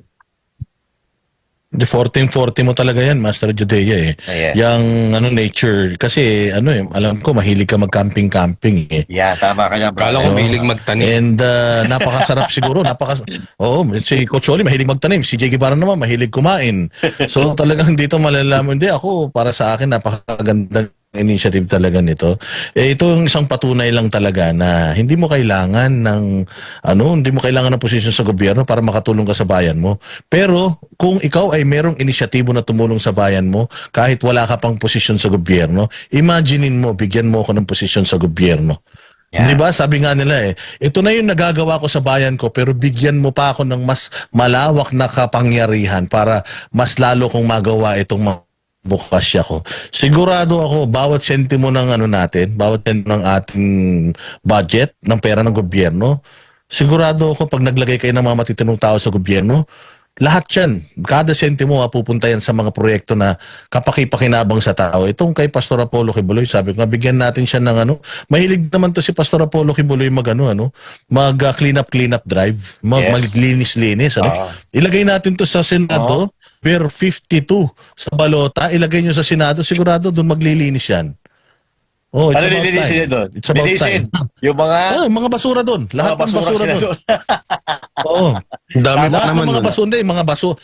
At madaming klase kasi ng basura May mga basurang tao, tsaka may mga basurang gawe Oo, pag nilagay mo si Pastor Apollo doon, definitely, he will set a good example at mahihiya. Correct. Yung mga kasamahan niya, sigurado kung mananalo yan, mahihiya yung mga kasamahan niya sa kanya. Dahil, imagine mo, ilang taon na si Pastor Apollo Kibuloy, ilang taon na si PRRD, pero gusto pa nilang magsilbi sa taong bayan, gusto pa nilang maglinis, hindi lang ng kalikasan, kundi pati gobyerno natin, linisin nila. Mahihiya yung mga batang mga batang politiko natin, mga partner. Yes. Pocholi, ikaw naman. Una sa lahat, congratulations Pastor Kibuloy dahil merong survey po number 3 si Pastor Kibuloy kung ang tanong ay number 1. Siya ang nangunguna. Number 1 po dahil sa ang tanong, sino ang pinagkakatiwalaan sa mga tumatakbong senador pagdating sa korupsyon? Kung susolusyonan ang tungkol sa korupsyon, number 1 po si Pastor Kibuloy. At ako'y naniniwala sa survey na yon na totoo dahil kita ng taong bayan, halimbawa itong pagtatanim ay hindi ka plastikan. Dahil dati niya nang ginagawa Yon. At higit sa lahat, hindi ito parang ayuda na pera ng taong bayan ginagamit mo rito tapos magpapasikat ka. Ito po ay hindi pera ng gobyerno, hindi pera ng taong bayan, ito ay sariling pera, sakripisyo nila Pastor Kibuloy, tulong para sa mga Pilipino. Kaya yun ang tingin nila kay Pastor na totoong tao At sa ang tanong doon sa survey, kung ngayon ang botohan, sinong iboboto mo? Pumapangatlo po si Pastor Kibuloy. Actually, po siya. Ikat kita ilan yung participant dyan sa survey na yan? Lahat po, madami. 30,000 plus. 30,000 plus. Hindi katulad ng 1-2 lang na tinatanong mo. Hindi mo alam kung sino-sino. Ito, ang participant dito, ang nakikisali, nasa mahigit 50,000 na tao. Yan. Tsaka specific yung tanong. Yes. Halimbawa, tanong, sino makakasolusyon ng corruption? Number 1 si Pastor. Kung botohan ngayon, sino iboboto mo? Ganon katindi. Yeah. Kaya, kasi alam mo, eto partners si Pastor Kibuloy, kung ang Duterte ay meron silang showroom na Davao kung paano nila napaganda, si Pastor Kibuloy ay meron. Yung KOJC, paano niya napaganda yan? Eh tingnan nyo yung bunga ng KOJC. Lahat yan mababait. Yes. Diba? Lahat yan may puso para sa bayan. Itong clean-up drive, ito po ay initiative ni Pastor Kibuloy, pero buong KOJC tumutulong dyan dahil gusto talaga nilang tumulong. Kaya, ito pang isa. Ha? Alam nyo, nakakulong si Pastor Kibuloy. Yung kanyang pagkakulong ay ebidensya nang siya ay may paninindigan. Paninindigan po yung pagkakakulong niya eh. Kasi hindi siya sumang-ayon sa agos na mali. Talagang matapang siya na sinabi, ito ang tama. Hindi siya sumang-ayon sa nakawan, sa abusado, at hindi siya sumang-ayon sa mga makakaliwa. Kaya naman siya ay ginigipit. Alam mo, kita ng taong bayan yan, mga partners. Alam nila yan. Nakikita nila yan kay Pastor Kibuloy. Habang nakakulong si Pastor Kibuloy, nakikita nila yung ebidensya na talagang ipinaglalaban. Yung pagkakulong ni Pastor Kibuloy, ito po ay pakikipaglaban sa bawat isa sa ating mga Pilipino. Pwede naman siyang relax eh. Yes. Diba? Anong gagawin niya? Hihimod lang siya dyan sa mga yan. Relax na siya dyan. Wala siyang kaso, haya-hayang buhay. Meron naman silang kakayanan, may pera sila, meron silang lugar na maganda, meron silang prayer mountain, o di ba? Pwedeng pahinga, bakit pinahirapan mo sarili mo? Yan po, kita ng taong bayan. Pagkakulong ni Pastor Kibuloy, sakripisyo dahil ang talagang nakakulong dyan, hindi si Pastor Kibuloy. Taong bayan, nakakulong tayo dito sa pang-aabuso partners ng mga Okay, partner Jay, politiko. ikaw naman. Ay, sorry. Sige, okay na yun. At partida, nakakulong pa yan. Naputol kasi, Coach Oli. Akala ko tapos ka na, sorry. Medyo... Okay lang. Naglag. Jay, ikaw na, Jay. At partida, mga partners, nakakulong pa yan. Yeah. Diba? Tama. Eh, paano kung ano yan? Nasa labas na, baka sandamakmak na project agad gawin yan. Hindi pa yan nakakaupo, ha? Baka yung mga clean, yung tree planting na yan, mas triplingin niya at baka may iba pa. Tapos eto pa, alam niyo mga partner, bumalik yung pakiramdam noong panahon ni PRRD, noong panahon ng pangangampanya niya bilang presidente. Exciting, nakaka-excite kasi, biruin mo sa nangyayaring kahirapan dito sa Pilipinas. Isa si Pastor, doon natin nakikita yung talagang magbabago ng kabulastugan ng gobyerno ngayon. Bumalik yung excite na pag nanalo si Pastor bilang senator, may matindi tayong kakampi.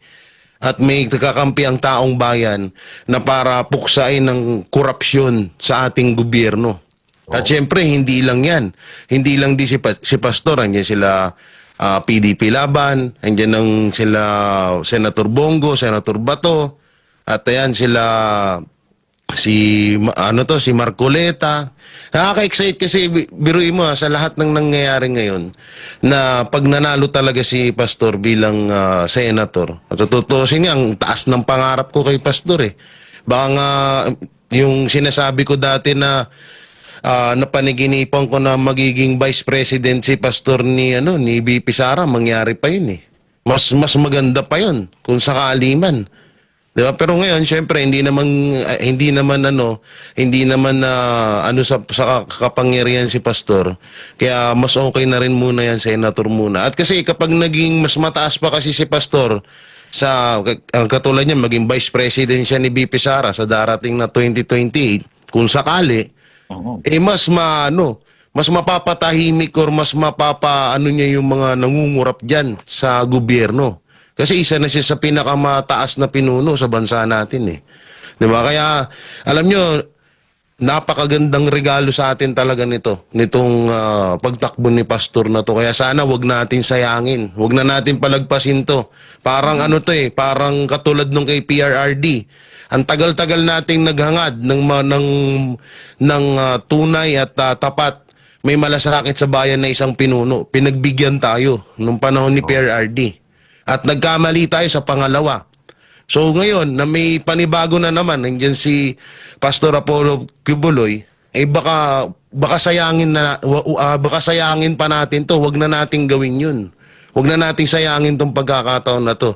Ito na yung ibinigay ng Diyos na para kahit papano mabawasan ang kabulastugan sa ating gobyerno. Siyempre, isama na rin natin dyan yung PDP laban at yung iba pang mga mabubuting katulad niya nila Marcoleta, ng mga sa party list, PPP, Bisaya Gyud, ni Greco, ni Sir Greco. Yan yung mga makakatulong niya eh. Kaya sana wag natin palagpasin to. Okay, so At isa pang magandang balita natin, Master Judea. Meron pa tayong isang balita tungkol dito sa mga inisyatibo ng SMNI upang mapanatili ang kagandahan at kaayusan ng isang tanyag na eco-tourism spot sa syudad ng Panabo, Davao del Norte, kumasa sa hamon ng kalikasan ng daan-daang voluntaryo ng Sunshine Philippines Movement sa pangunguna ni Pastor Apollo Cubuloy, katuwang iba't ibang mga organisasyon at ahensya ng pamahalaan sa isang coastal cleanliness drive bilang pag-iwas sa peligrong hatid ng kawalang disiplina sa pagtatapon ng basura. Si Christine Lebico magbabalita.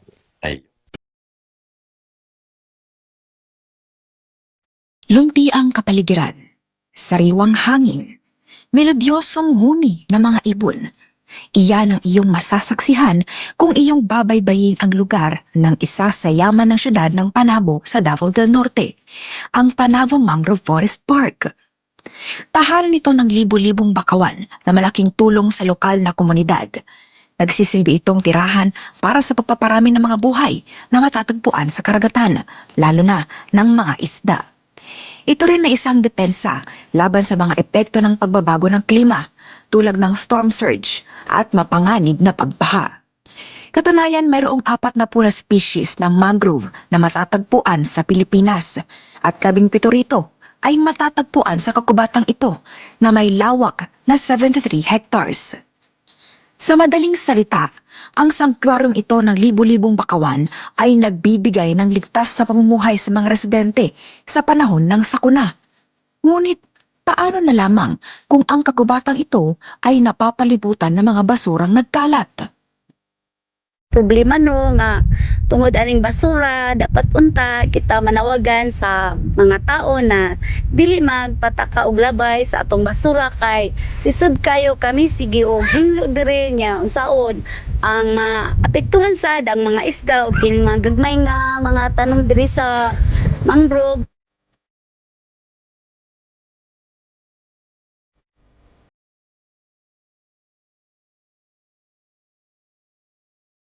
Ang Panabo Mangrove Forest Park ay itinuturing din na ecotourism spot ng syudad. Ito ay naitayo upang mapreserba ang mga bakawan. Dahil sa buong Davao del Norte, ang Panabo City ang may pinakamalaking mangrove area.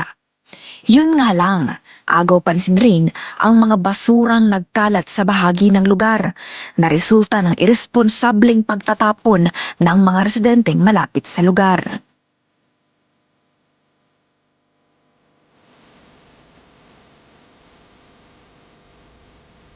Ma-observe po nato sa palibot no na ligat na malikayan na ay makita nato nga mga debris, mga basura nga nagaabot dito sa atong park. So kana siya nahitabo na siya tungod sa mga residente nato sa palibot nga nagpabaya lang napasagad og panglabay sa mga basura. Ayon pa sa Senro, nagsasagawa sila ng information and education campaign kada buwan. Pero hindi pa rin makontrol ng LGU ang komunidad sa pagtatapon ng mga basura na nakakaapekto, lalo na sa mga maliliit na bakawan.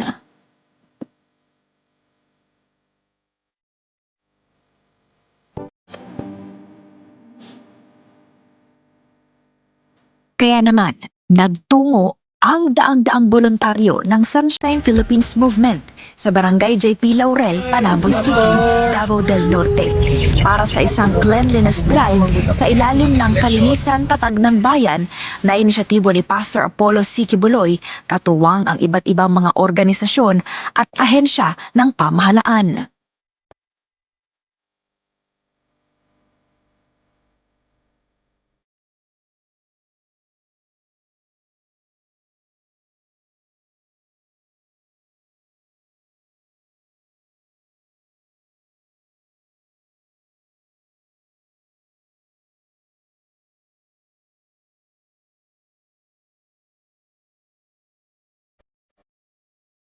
Panatilisin ang ating mga dalampasigan dahil ang kalinisan ang tatag ng bayan.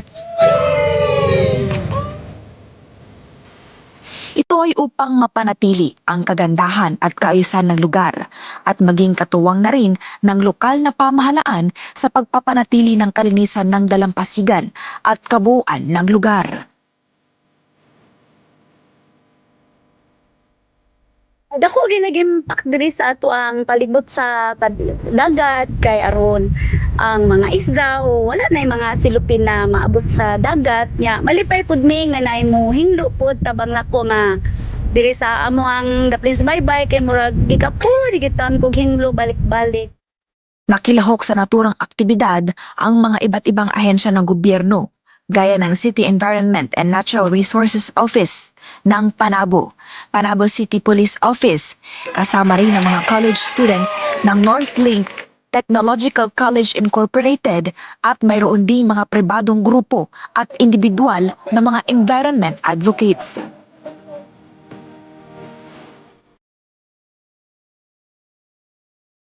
Sabi mag-case dito, tapos so naman diri sa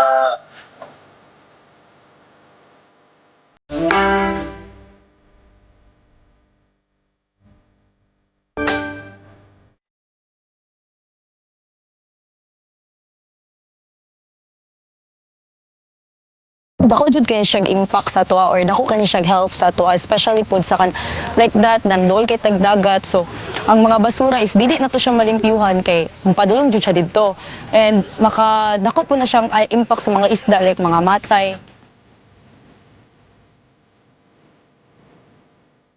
Part of giving back our privilege to our mother nature, we have also the responsibility to clean up our surroundings, not only in the coastal but also even in our house, even in the sidewalk, so we can change even just in a small act.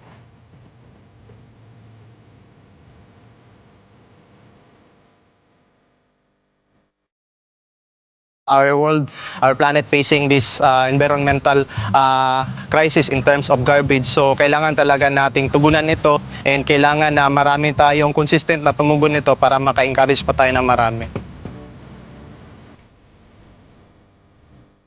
Binigyang diin din ng mga voluntaryo ang kahalagahan ng bayanihan ng bawat isa kabilang ang lokal na komunidad, lokal na pamahalaan at maging ng mga pribadong sektor tungo sa mas malinis at ligtas na kapaligiran. Panawagan din nila sa mga residente na maging responsable sa kanilang mga sariling basura nang sa gayon ay hindi na magdusa ang inang kalikasan. Bawasan lang natin yung pagtapon ng mga basura, tapos if may mga plastic din tayo, pwede naman natin i-recycle. Everyone, kailangan dyan na to mag-responsible sa atong doings, like sa simple nga throwing the trash po sa mga kali-kali is dako na dyan kayo nag-impact sa ato ang Mother Earth. So we need to save dyan sa atong Mother Earth kay isa lang dyan na to ang Mother Earth. Samantala, saludo at malaki ang pasasalamat ng mga voluntaryo at lokal na opisyales kay Pastor Apollo C. Kibuloy sa pag-oorganisa at pangunguna sa ganitong uri ng aktibidad na malaking tulong sa pagpapanumbalik ng ganda ng inang kalikasan at makakatulong din upang mapabuti ang kalusugan ng mga buhay na matatagpuan sa karagatan na malapit sa coastal area ng Panabo Mangrove Forest Park. Unang-una, nung nanood pa lang ako ng mga telecast at saka mga broadcast sa YouTube, sa Facebook, sabi ko, wow, not speaking on the political side pero doon sa mission mismo, sabi ko, napakaganda nito kasi isa siyang leader eh. Isa siyang leader, ang boses kasi at saka impluensya, ibang-iba kapag yung manawagan hindi kilala. So, salamat kay Pastor Apollo C. Kibuloy na ginawa niya itong initiative na ito at sa mga buong membro ng KOGC, sa SMNI rin na sinuportahan nito. Behalf sa City Environment and Natural Resources, magpasalamat kami sa inyong organization ninyo for conducting this activity. May encourage naman ako pang mga stakeholder na mag-conduct o support sa atong environment, labi na sa mangrove planting at saka coastal bed.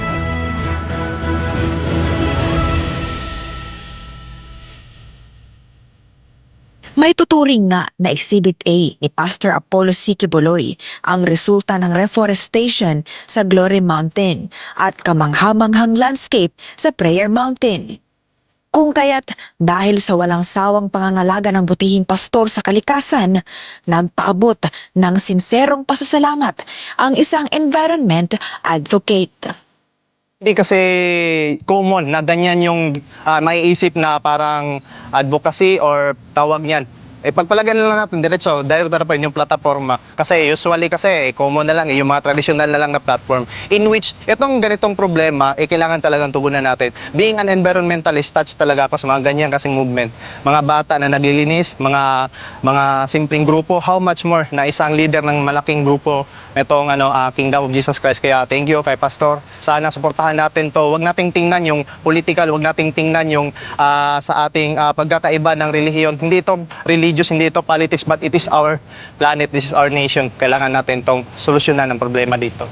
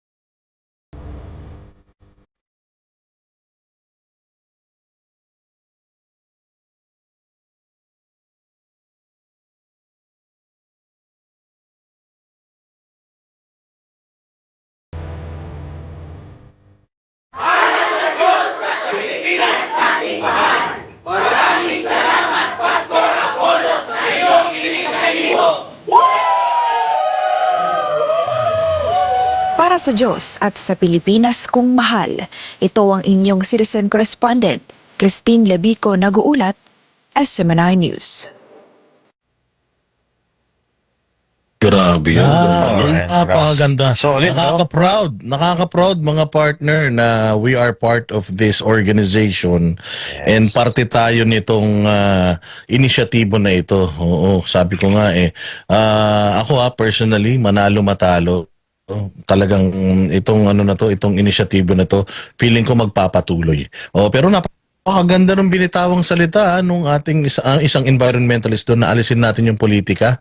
Kasi napakaganda ng inisyatibo. Di naman kasi lahat puro sa politika, pero ginagawa naman na ito ng KOJC, ng pamunuan ni Pastor Apollo Kibuloy, even before siyang mag-decide na pumasok sa politika So ginagawa naman na ni Pastor Apollo Kibuloy yung pagtulong sa abot ng kanyang makakaya, hindi lang sa pagpapaganda ng kalikasan, kundi pati paglaban sa insurhensya Kaya ito talagang malalaman mo itong mga nangyayaring ito. Partida pa to Jay Guevara, Coach Oni and Master Judea. Partida pa to naka pa si Pastor Apollo Kibuloy. Nakapiit pa siya diyan sa may Pasig City Jail, pero makikita natin yung obedience, makikita talaga natin yung consistency noong mga taga SMNI at KOJC, talagang tuloy-tuloy. At ang maganda rito, pati yung mga kabataan, nakakasama na natin sa mga ganitong gawain, hindi lang puro gadget ng gadget. Yes, di ba?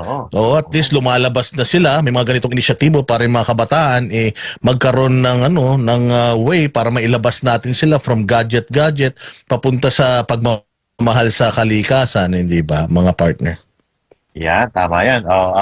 Coach Oli. Mga partners, alam nyo, kritiko ako Pagka nandiyan ako at nakasama ako sa pagtatanim tsaka dyan sa clean up drive, secretly, ino-observe ko sila. Ito ba parang pang-camera lang, kuha-kuha lang, picture-picture lang, may masabi lang. Pero alam mo, partners, totoo Talagang sub-sub sila.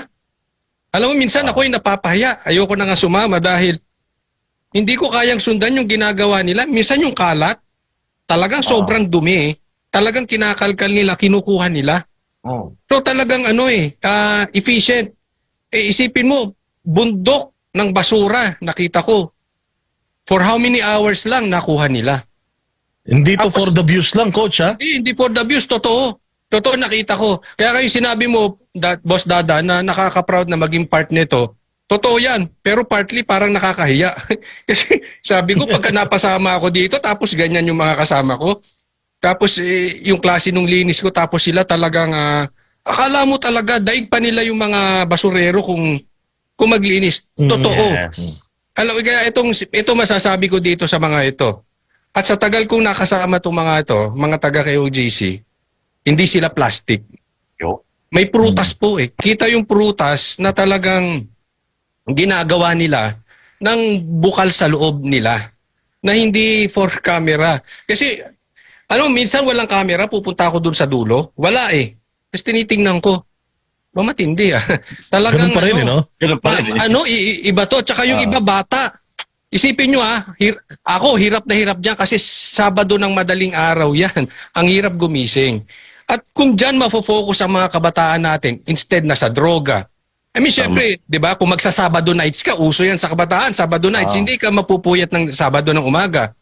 Diba? Kesa mapunta ka sa mga bars, Sabado nights, droga, gaya ng ibang mga politiko dyan, ito sila, dyan sila nakafocus at enjoy. May joy silang ginagawa, hindi yung parang, itong pastor namin, napilitan ako. Parang ganon, hindi. Wala, Nasa puso. Nasa puso, wala talagang reklamo. Kaya, totoo po yan. Ewan ko kung ma-observe to nung kung pwedeng sumama yung mga tagalabas, no? But, tingnan nyo yung mga na-observe. Hindi lang kasi, this is not the first time. Even dun sa siege, nakita ko kung paano nila ipaglaban yung karapatan nila. And, tayo partners, everyday nasa SMNI office tayo. Mahahalata natin kung plastic tong mga to. Consistent. Pero kung anong ugali dun sa Kingdom sa Davao, yan ang ugali dyan eh. Parehas. Kahit sa Hong Kong. Oo, parehas na sa Hong Kong. Experience ko yung sa Japan, tingnan ko ganun. Lalo ako, yung dyan sa Amerika, sa LA, sa Vegas at sa San Francisco. Talagang sabi ko nga, alam mo, totoo yan, yung sinasabi ko na pare-parehas. Pare-parehas talaga kung ano yung nakita mo sa Davao, sa Hong Kong, sa SMNI, sa Amerika, ganun din. Pare-parehas talaga. Parang isang tao lang kausap mo. Uniform talaga no? Di ba kausap natin si Kuya Apple? Parang lahat ng kausap natin, puro si Kuya Apple eh. Hindi, promise. Hindi, nagkakaiba lang sa konting karakter, pero yung pinaglalaban, paninindigan, at takbo ng pag-iisip, pare-pareho. Pare-pareho. Di ba? So, okay, so partner Jay, ikaw muna, bago ako. Hindi, may kasabihan nga tayo eh. Ang taong malinis sa kalikasan, malinis ang hangarin para sa bayan. Ayun. Naisingit mo pa yun Hindi, tsaka ito Ganun Muntik ako mapa-standing ovation dun Kaya nga wala kang palakpak Bars yun, bars. Bars yun. Hindi, ito, napakadaming purpose. Kasi yung iba kasi, lalo na yung mga anti-Duterte dyan, ang mga kumikrik ng babash kay Pastor, wala naman daw, parang mababaw lang daw ito. Itong ginagawa nila at normal daw itong ginagawa. Hindi. Alam niyo, napakaraming nito, purpose nito. Hindi lang sa paglilinis, hindi lang sa sa kalinisan, hindi lang sa ganun, sa pagtatanim, hindi lang. Kasi ito, isipin nyo, yung sa kabataan. Diba? Yung kasi yun yung dunong or yung nagagawang aral sa mga kabataan napakagandang napakagandang pagtuturo sa kanila yan ng ugaling maging malinis sa ating kalikasan, no? Napakaganda. Tsaka ito nga, gagaya ng sinasabi ko, 'di ba? Hindi lang tayo ang may kinabang nito, kundi pati yung mga susunod pa ng mga henerasyon. So ngayon, pati nga yung mga millennials, kaya nakakatuwa nga, pati yung bata nga, napapasabay sa ganyan. At sana, tutularan ito ng iba pang mga kabataan. At syempre, maraming salamat dun din sa mga palaging sumasama at sa mga makikiisa sa ganitong gawain ng KOJC. especially to Pastor Apollo C. Kibuloy. At ito nakakamangha, no? Hindi lang sa pagtatanim, pati dagat, inano na ni Pastor, nilinis na. Ang galing, kasi nung nakaraan, di ba, yung pagtatanim ng mga puno sa mga kalbong bundok. So ngayon naman, yung mga basura naman sa mga dagat.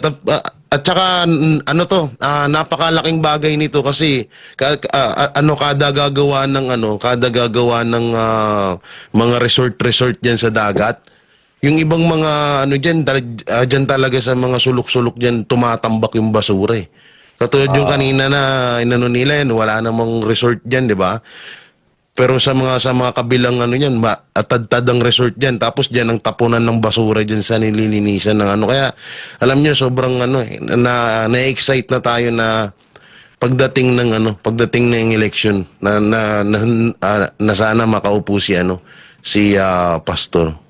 Pasensya na kayo nangangatal ako kasi yung pa ako namanhid. Okay, lang yan. Okay, ito, para sa akin, iksyan ko na lang kasi medyo kinain natin yung oras ni Almar tsaka ni MJ. Ito ang napapansin ko, tatag lang. Akalain mo, yung sinabi ni Pastor na tatag lang, nagawang station ID at nagawang kapakipakinabang sa pamamagitan ng pagpagiging title ng kalinisan, tatag ng bayan. Iba talaga mag-isip si Pastor. At ito walang budget galing sa gobyerno. Pero nakikita nyo naman, tuloy-tuloy, dire-diretso na ginagawa ng Sunshine Really PH Movement. Ito ay bilang inisyatibo ni Pastor Apollo C. Kibuloy. Ito ay first time in the history of the Philippine politics yung pinapakita yung pagmamahal sa ating bansa at sa kalikasan.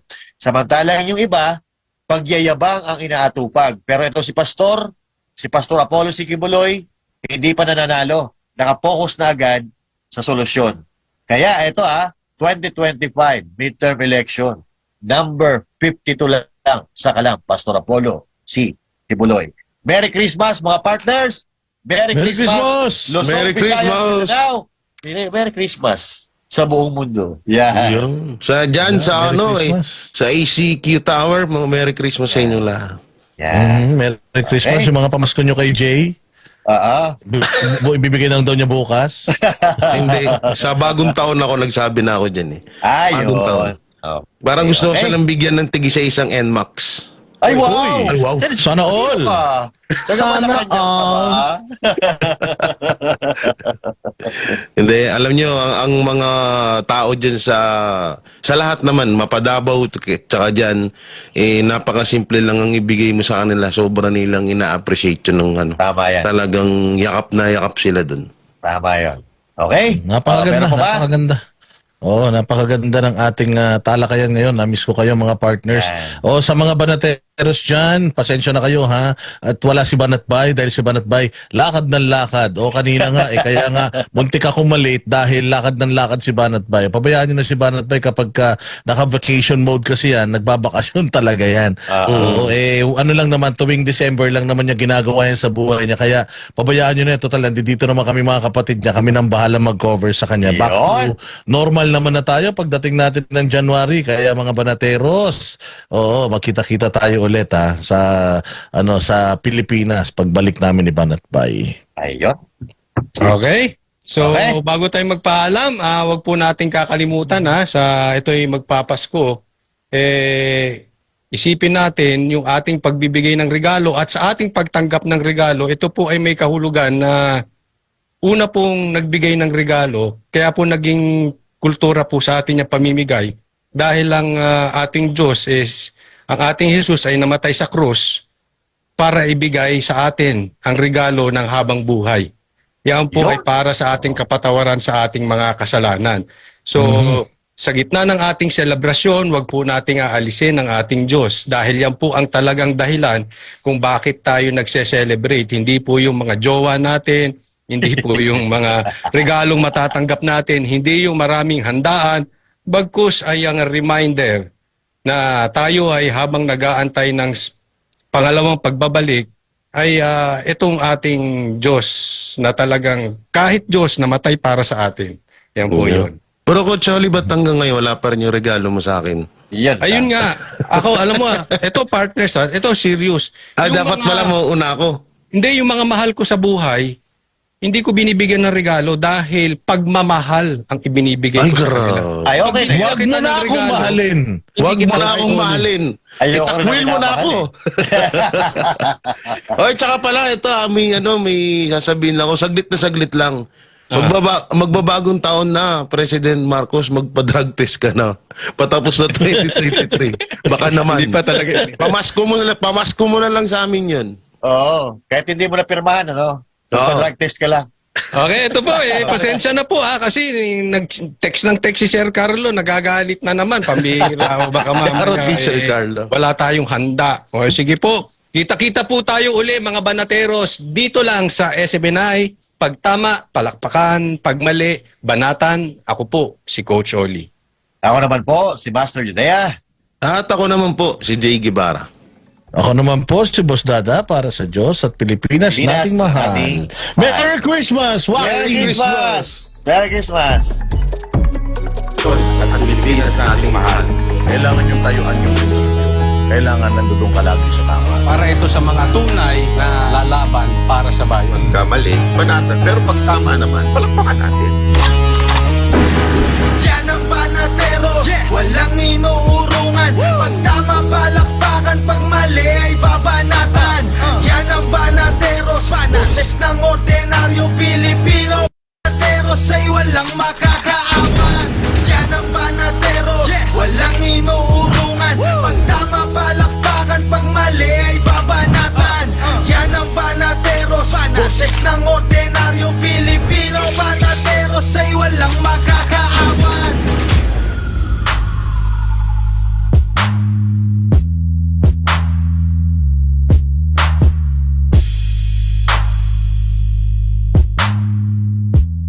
So, bilang leaders, kailangan matuwid ang iyong paningin. You know, public office is a public trust. Public office is a public trust means that a leader has been entrusted with public power by the people, and as an officer, he holds this power in trust to be used only for the benefit of the people and never for the benefit of himself or of a few. He must safeguard the interest of the nation.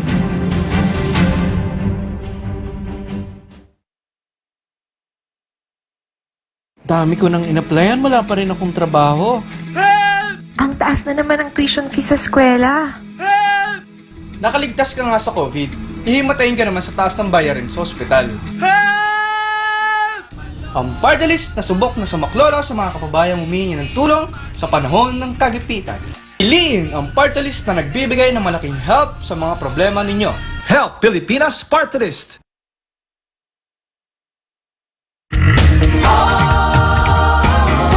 Puwersa ng Pilipinong Pandagat, Ato Nibay. Puwersa ng Pilipinong Pandagat, Ato Nibay. Puwersa ng Pilipinong Pandagat, Ato Nibay. Puwersa ng Pilipinong Pandagat, Ato Nibay.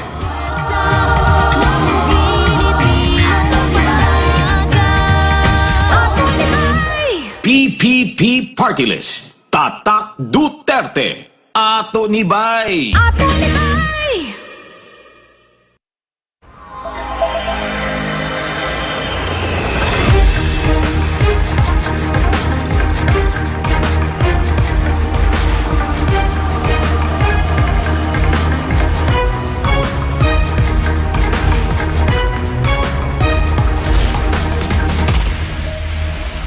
This is SMNI News Channel. Truth that matters. Subscribe to SMNI News Channel and turn on the notification bell to keep you up to date. Also visit our official social media accounts and join our community on Viber and Telegram.